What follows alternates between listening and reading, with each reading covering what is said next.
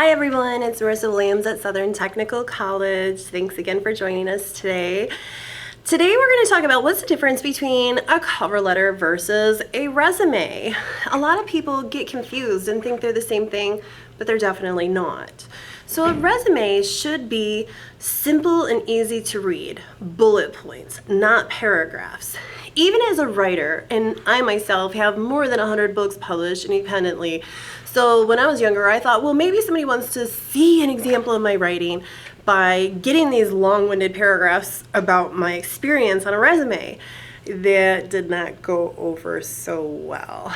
I actually had an employer look at me and was like, "You expect me to read this?" I'm like, well, it's one page. It's paragraphs instead of bullet points. What's the problem with this? He's like, "I don't have time to read your paragraphs. I need it in bullet points." And that's when it kind of sunk into me, and I'm like, huh. And when I did my research, they say, the average employer, when they're scanning your resume, you got like 8 to 11 seconds to make yourself stand out from the next person. 8 to 11 seconds is not very much. So they need to see exactly the big three that they're looking for, which is usually education, experience, and skills, okay? I'm one of those people, I have yet to meet anyone who has either gotten hired or not hired because of an objective on a resume. So even though I'm a writer, I don't focus on objectives. It doesn't hurt to have one. Nobody's gonna care either way, really, though.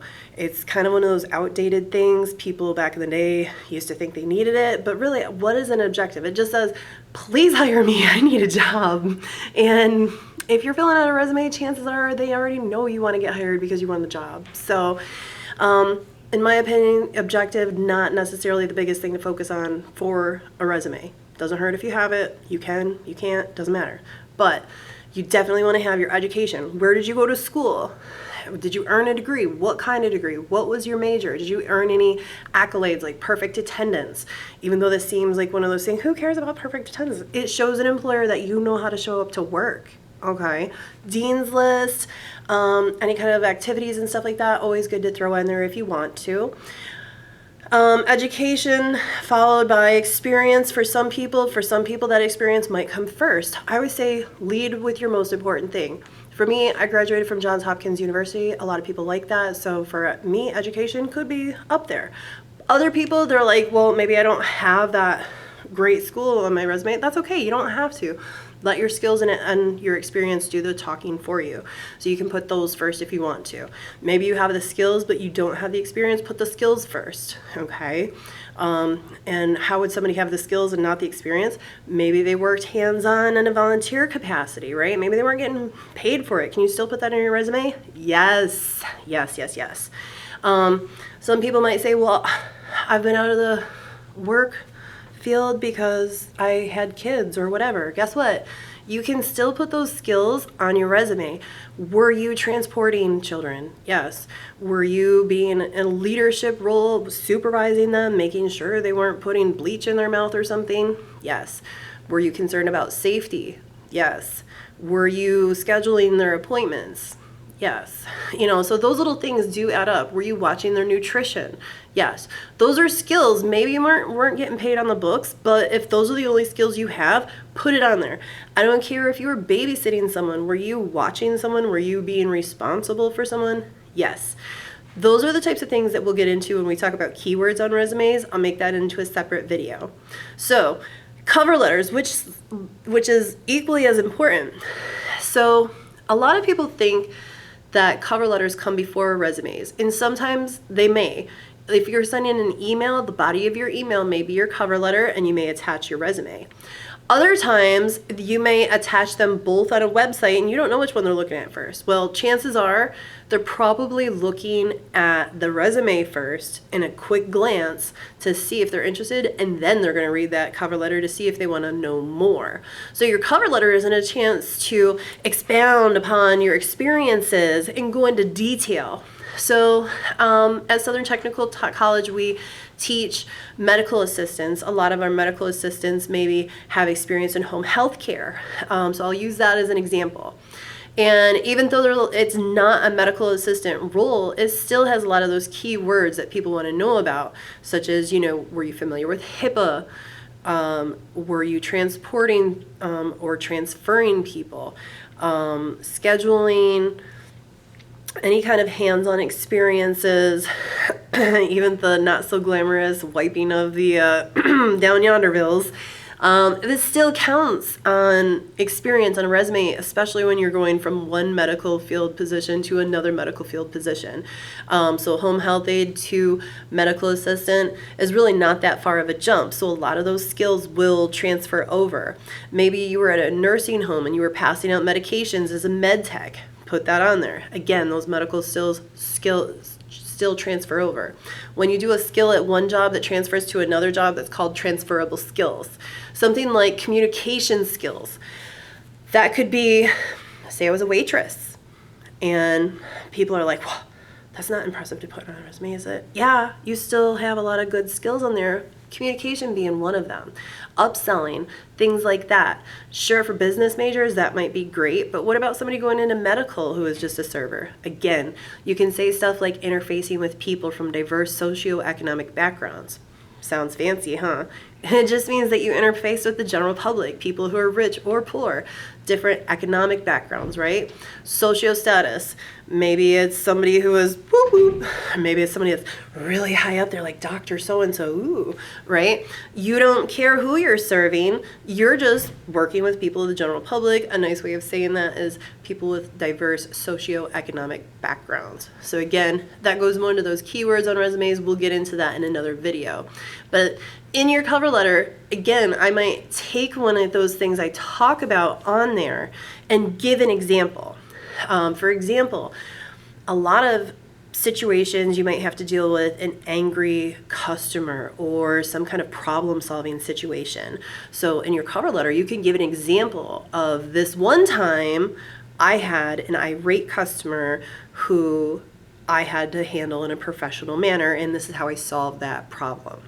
Okay, so you give examples of your professionalism in your cover letter. You go into more detail on your cover letter.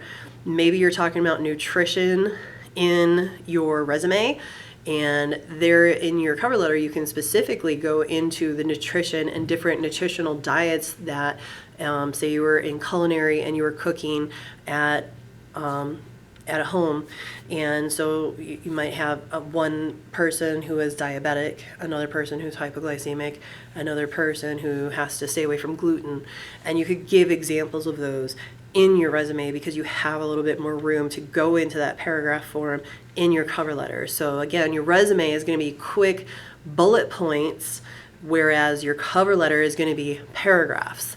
Now, when you're doing your cover letter, you definitely want to use action words and keywords.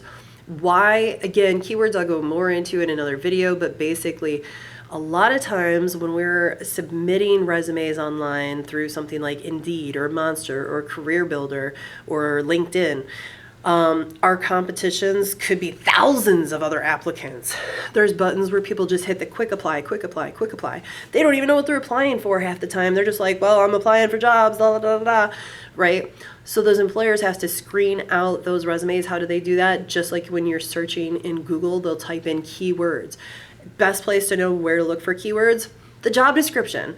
Every job is going to be different, but the job description tells you what they are looking for. So you might want to make sure you include some of those words in your resume and your cover letter because that will help make sure that you get into that screened out selection process. So definitely important to know about keywords. Again, I will go into that in another video, but in your cover letter, you want to use action words and keywords. And the best way to do that is to avoid starting sentences with I, me, and my. Our first tendency is to just write in the first person point of view, well, I think this, and I did that, and me, my. But it also kind of gives us a little self-centered view from other people. So we definitely want to focus on what we accomplished, and instead of saying, yeah, I went to school and earned a degree, you could say, earning my degree at Southern Technical College gave me the opportunity to be hands-on in the lab, blah, blah, blah, blah, blah, right?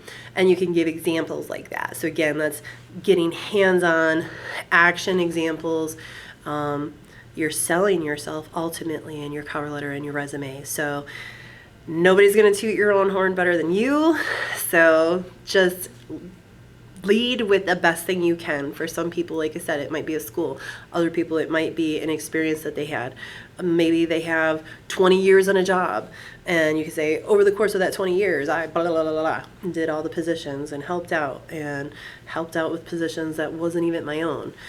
So again, you want to sell yourself to people in both your resume and cover letter, but your resume is going to be the quick bullet point, quick and dirty version. Your resume, that's the quick and dirty version again with bullet points. Your cover letter is going to be paragraph, just like you're writing a letter to someone. I'm one of those people that I say do not follow a template for a cover letter. I know, I'm so mean, right? But there's a reason behind it, because the templates are somebody else's experiences. They're not your experiences. You know what you've done, and you have to tell someone what you've done. Everybody knows you're looking for a job, okay? So instead of being like, yeah, I saw your job online and I thought I needed money and I'd like to apply, like, whatever.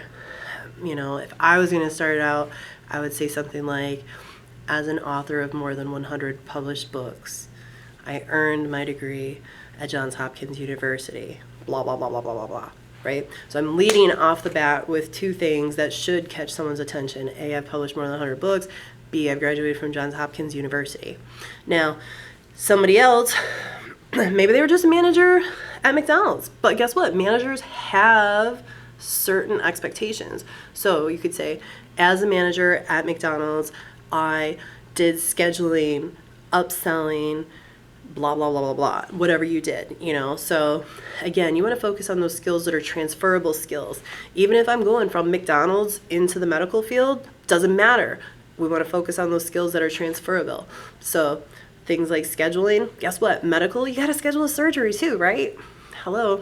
So still transfers over. Communication, I got to know when that surgery is going to take place, right? Still important. A lot of different skills that people don't realize will transfer into both, from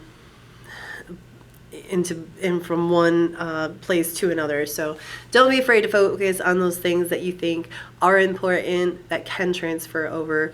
Again, those are called transferable skills, and we will talk more about keywords in an upcoming video. But in the meantime, I hope this kind of clarifies the difference between resumes and cover letters.